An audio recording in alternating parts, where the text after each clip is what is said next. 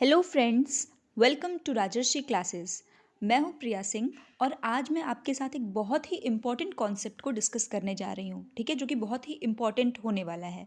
तो यहाँ पर जिस बारे में हम डिस्कशन करने वाले हैं वो है फ्रेमवर्क फॉर कॉन्सेप्ट मैपिंग। तो पहली चीज़ ये है कि कॉन्सेप्ट मैपिंग क्या होती है, ठीक है। तो पहले तो हम ये जान लेते हैं। तो कॉन्सेप्ट का मतलब कि जो आपका संप्रत्यय है, और मैपिंग इन द सेंस कि आप उसको किसी भी तरीके से आप उसको जो अपने माइंड में सेट करते हो कि ठीक जैसे आपको कोई चीज़ अगर याद करनी है तो आप उसको कैसे लंबे टाइम तक याद कर पाएँ। तो अगर वो एक सिस्टमैटिक तरीका होगा तो शायद वो आपको अधिक से अधिक टाइम तक याद रह सकता है, ठीक है। तो यहाँ पे हम इसी के बारे में बात करेंगे। तो जो आपका ये कॉन्सेप्ट मैपिंग की बात की जाती है, ये मेनली अभी मैं आपको थियोरी के लिए बता रही हूँ। जैसे कि अगर आप साइकोलॉजी या किसी भी सब्जेक्ट में थियोरी को पढ़ते हैं तो जैसे कि बहुत सारी थियोरी है, अभी मैं आपको एग्जाम्पल के साथ भी बताऊँगी, ठीक है। तो जैसा कि सबसे पहले आपको क्या करना है कि जब आप किसी भी थियोरी को पढ़ते हैं तो आपको उसको 3 पार्ट्स में डिवाइड करना है, ठीक है, थियोरी को। फर्स्ट पार्ट जो आपका रहेगा वो रहेगा इंट्रोडक्शन या फिर इंट्रोडक्टरी पार्ट, मतलब जो शुरुआती का पैरा होता है, ठीक। बीच में आएगा अब आपका मेन पार्ट, जिसको हम थियोरेटिकल पोर्शन या थियोरी का पार्ट, जो आपकी मेन थियोरी, जहाँ पे मेन पार्ट जो मेन बॉडी है उसकी, वो आएगा। लास्ट में उसके बारे में हम जो भी अच्छी बुरी दोनों बातों को रखेंगे, तो ये इवैल्यूएशन या फिर क्रिटिसिज्म की यहाँ पर हम बात करेंगे, ठीक है।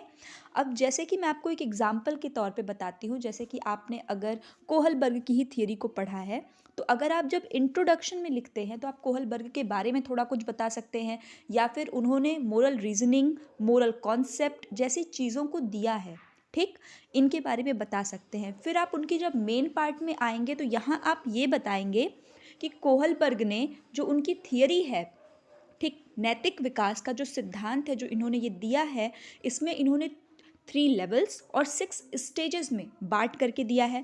तो ये आपकी मेन थियरी हो गई। अब लास्ट में इस पूरी थियरी के बाद उसका निष्कर्ष क्या निकलता है, ठीक है, उसका कंक्लूजन क्या निकलता है, हमें वो देना है। तो फ्रेंड्स, यहाँ आपको जो एक बात गौर करने की है, जब आप किसी थियरी को लिखते हैं तो वहाँ पे अक्सर हम क्रिटिसिज्म को लिखना पसंद करते हैं रैदर देन कंक्लूजन। कंक्लूजन भी आप डाल सकते हैं, लेकिन आपको चूंकि कोई भी थियरी है तो ऐसा नहीं है कि वो पूरी पॉजिटिव होगी या पूरी ही निगेटिव होगी। तो आपको दोनों पक्षों को उसमें सम्मिलित करना है, मतलब कि आपको उसके पॉजिटिव पॉइंट्स को भी देना है और निगेटिव भी। तो इसको हम क्रिटिसिज्म कहते हैं, ठीक। इसीलिए हम उसके पॉजिटिव निगेटिव दोनों एक्सपेक्ट को देते हुए हम क्रिटिसिज्म या इवेल्युएशन देते हैं।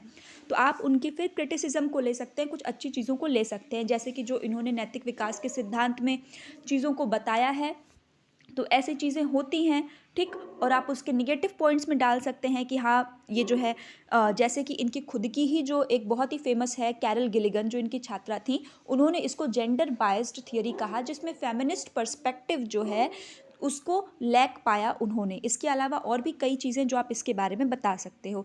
इसी तरीके से हर थियरी, चाहे आप फ्राइड की थियरी देखें, चाहे एरिक्सन की थियरी देखें, चाहे आप किसी की भी थियरी देखें, तो उस थियरी को आप इस तरीके से अगर करते हैं तो आपको आगे से वो थियरी न सिर्फ राइट करने में, कहीं पे एक्सप्लेन करने में, आपको हर जगह इसका बहुत बड़ा जो है आपको एडवांटेज मिलेगा, ठीक है। इसके अलावा जो ये पार्ट है आपका इंट्रोडक्टरी पार्ट, कभी कभी क्या होता है कि थियरी हमारी लंबी होती है, तो जो थ्योरेटिकल पार्ट है उसको आप एक ट्री स्ट्रक्चर, ठीक है, जैसे हमारा ट्री स्ट्रक्चर का मतलब क्या है कि एक के बाद एक पार्ट्स में दिखाते हुए भी आप उसको क्या कर सकते हैं, शो कर सकते हैं। इससे क्या होगा कि आपके जो थिंकिंग है वो क्या होगा, एक स्टेबिलिटी के रूप में आएगी। मतलब आपकी जो सोच है वो धीरे धीरे एक एक जैसे होता है ना कि हमारी अलमीरा है तो आप उसमें सारे कपड़ों को फेंके पड़े हैं, और एक है कि आपने उसको व्यवस्थित ढंग से रखा है। तो आप कभी भी जब सोचेंगे तो आपको पूरी चीज़ें व्यवस्थित ढंग से याद आएंगी, ठीक है। तो अगर आपको वीडियो अच्छी लगे तो चैनल को लाइक और सब्सक्राइब जरूर करें। Thank you.